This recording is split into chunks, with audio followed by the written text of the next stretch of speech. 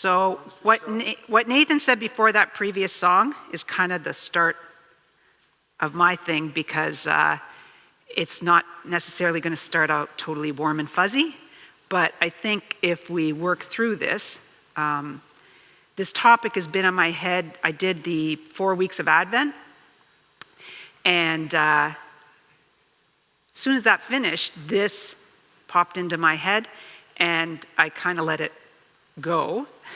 But then he said I agreed to, but I think I was kind of not voluntold, but pretty close. Anyhow, so the topic is forgiveness.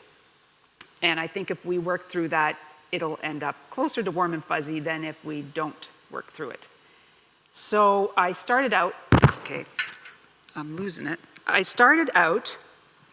looked it up in the dictionary, and I found the Latin word, which is perdonare, and that means to give completely or release. And I bet you're thinking, hey, that almost sounds like our English word, pardon. And you're right, that is where we get our English word. But I thought about that give completely to release. If you think about having your cup of beer, wine, hot chocolate, whatever is your thing,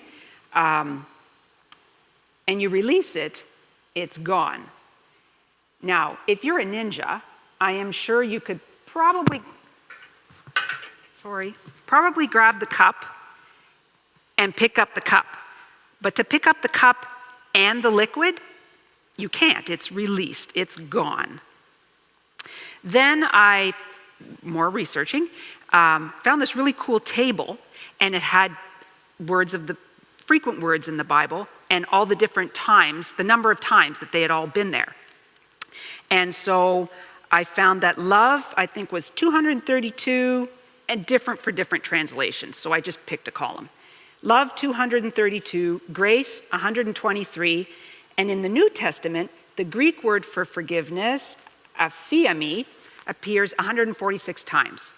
So not as much as love, but right in there with grace. So I think that indicates it's a pretty significant thing. It's probably important to God, so we should pay attention to it. Forgiveness.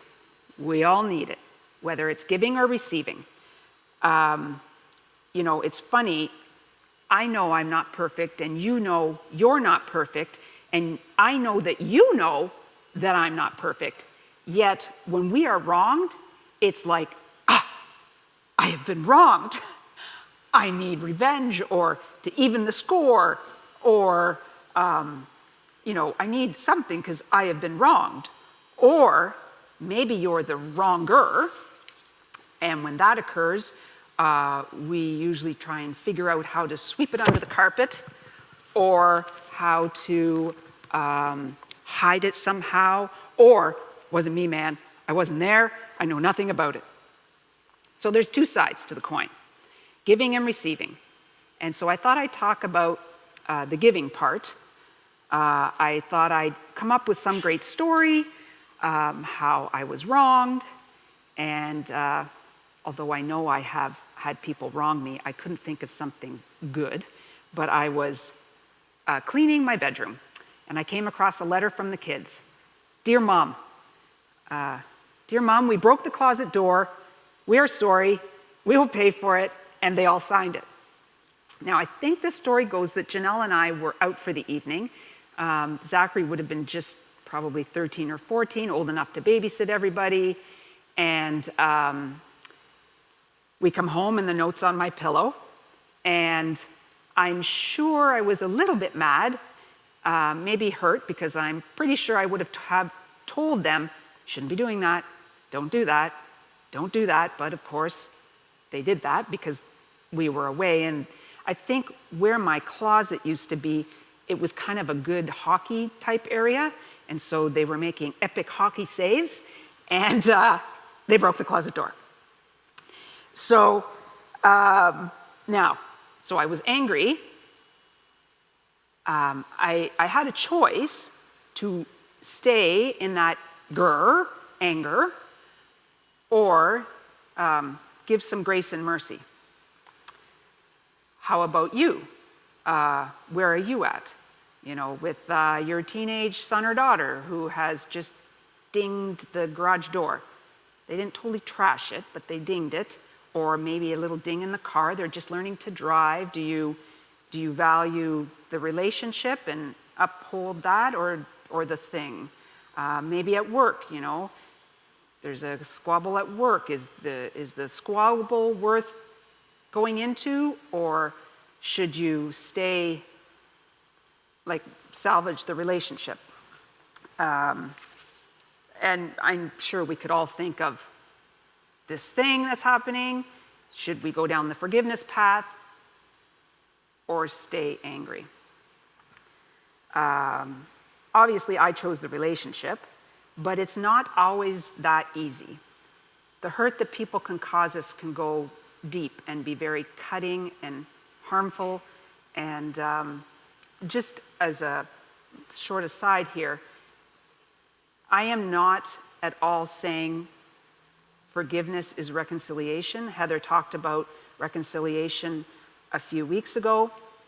It is never okay to stay in a relationship or any sort of encounter with another where you are being continually hurt emotionally, physically, mentally. Sometimes forgiveness does not equal reconciliation. Forgiveness is just me or you. Forgiveness is one person. Reconciliation requires the two. And sometimes you can get to the forgiveness half, but the other person isn't willing to mend or change, or it's not always possible. But in my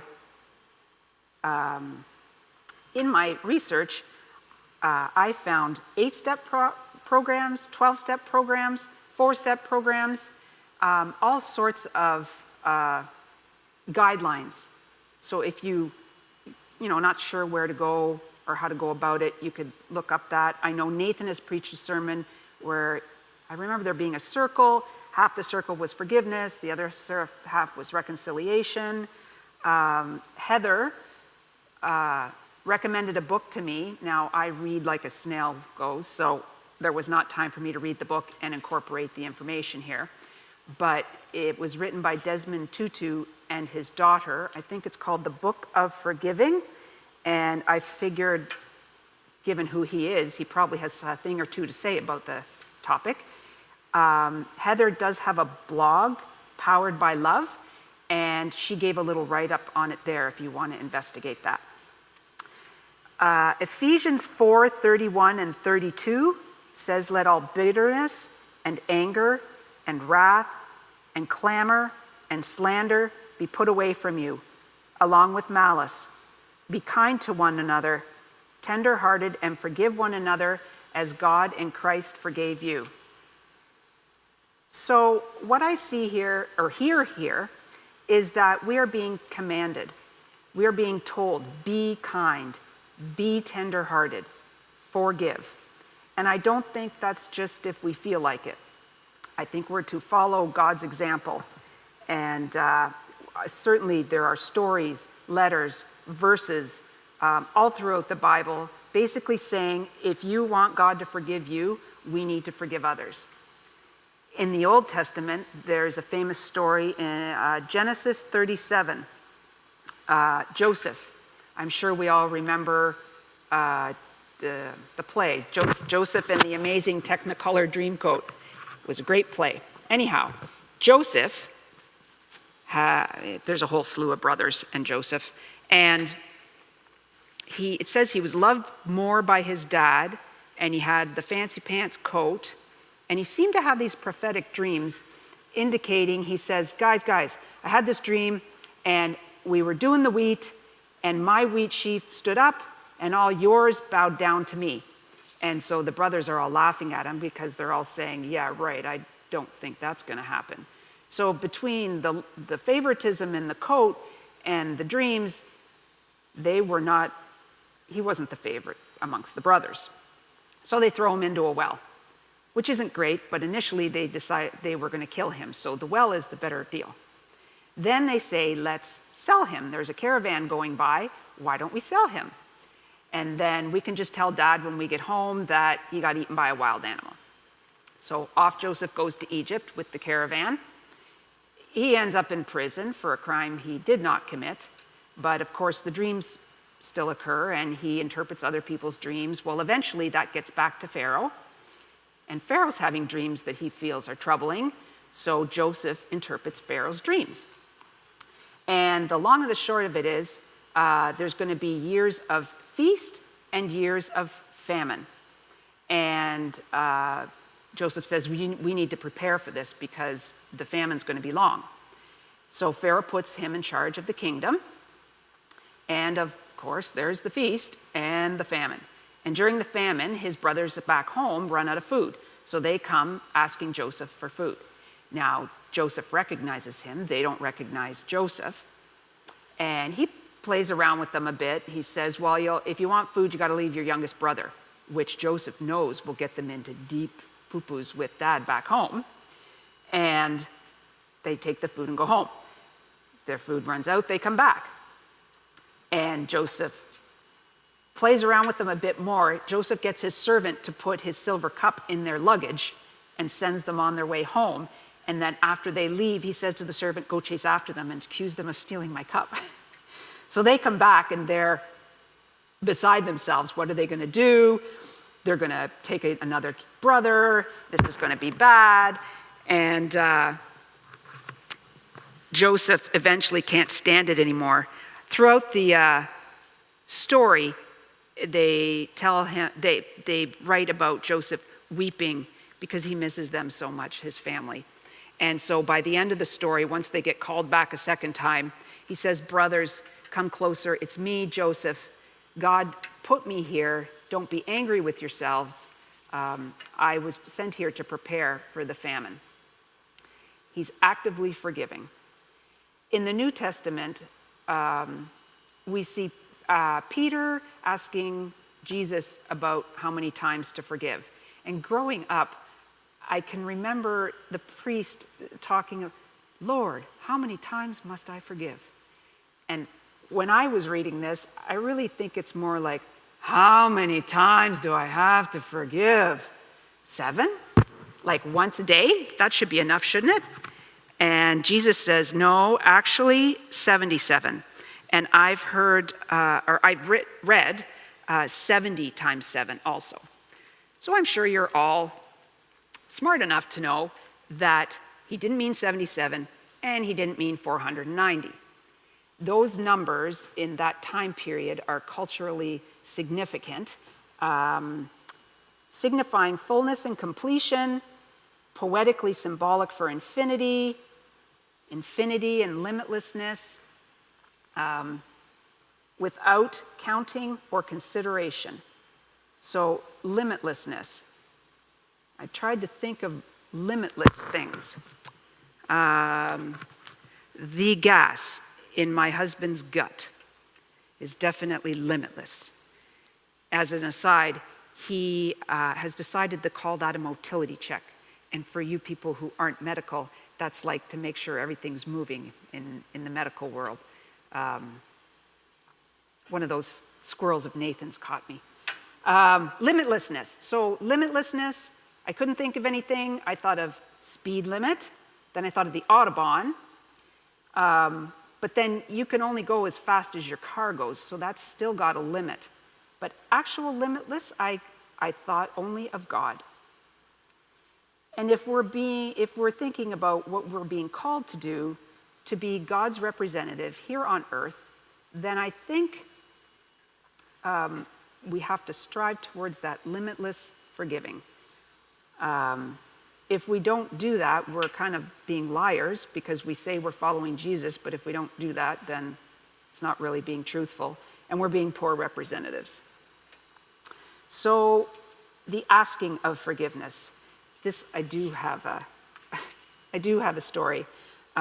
It was a misunderstood conversation, and a friend thought that I called them fat, and they were never angry with me. They were never rude, but there was something there, I could tell. It just wasn't right. And I can't remember whether someone told me or I just asked them. but they explained what they took from the conversation, and I went over and over that conversation in my head a million times, and surely I didn't do that. And but that didn't matter. I hurt that person with whatever I said, and I had to go and ask forgiveness.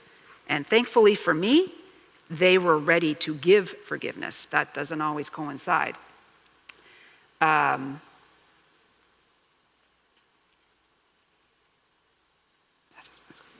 In the New Testament, there's a story of the prodigal son. And he basically says, Dad, I'm out of here, I want my money. And Nathan has preached on this before, that is the equivalent of the son saying, don't care if you're alive anymore, wish you were dead, I just want my money. So the dad gives him the money and off he goes. And of course, the money runs out and he's left feeding the pigs, because once again there's a famine. And he realizes that the food the pigs are getting, there's more of it, and it's better than what he's currently eating. And he says, hey, if I go and beg to be a servant at my father's home, I will be better treated than I am now. So he decides he's going to ask forgiveness, and off he goes. When he gets home, before he even gets to his home, his father runs out and showers him with kisses. And he says, Father, I have sinned against you, and I would just be forever grateful if I could be a servant in your home. I ask forgiveness. And his father showers him with kisses, kills the fattened lamb, and forgives him. Forgiveness is an admission of guilt. And many of us, I don't like it. I'm sure you guys don't like it. We don't talk a lot about guilt here at Vox. I think because a lot of people equate it with shame. But guilt is merely that we've done something that we shouldn't have. I did a poll of those in my household and various people I spoke with on the phone while I was preparing this. Is it easier to give or receive? What about for you? Do you find it easier to give out the forgiveness or to receive it? And you could leave a note in the comments section, and then we can tally it up at the end and see what the outcome is. But in my small circle, they wanted to give forgiveness. Now for me, I found it easier to give. I don't want to have to receive it. Because that means, first of all, I've done something wrong, and I have to admit it to me, and then I have to admit it to God, and then possibly I have to go and admit it to you, who I've wronged again, or go over it again. Let's face it, it's a humbling situation. Mainstream society does not advocate for grace and mercy. They want an eye for an eye, or like the Garth Brooks song says, it's Bury the Hatchet, I think. And the chorus sings about, we fight and we make up, and we fight and we make up, and we bury the hatchet, but we leave the handle sticking out, just in case. But there's power in admission of wrongdoing. And the power's only realized when we go through that admitting, and that power is freedom. Forgiveness is freedom. It's life-giving. There's decreased anger, there's decreased stress, and increased spiritual connection. And I'm sure we've all, at some point, the mental, physical connection. Although forgiveness is not, a cut or something like that, it's internal. If you don't take care of the mental, it's going to manifest in the physical. The baggage that ends up being carried from not giving is heavy and hurtful. And to hear the words, I forgive you, is like a beautiful song. Someone pointed out to me the I forgive you thing. I think I do this. No big deal, no problem, no biggie, it's all right. To actually say, I forgive you, I think it lifts it off of you and them. So here's the place where Nathan usually says, So why does it matter? And I think I have two thoughts. First of all, we are to be God's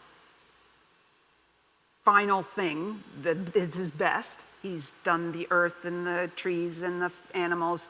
We are to be the peak of his creation, the best of the best. So shouldn't we strive to be the best? Shouldn't we be kind, be tender-hearted, forgive? And could you imagine at your work, at your club, in your family reunions, wherever you are in relationship with people, if we did that, heads would turn. People would go, what just happened? They just did that to them and they didn't, and what? They would want to know what's going on.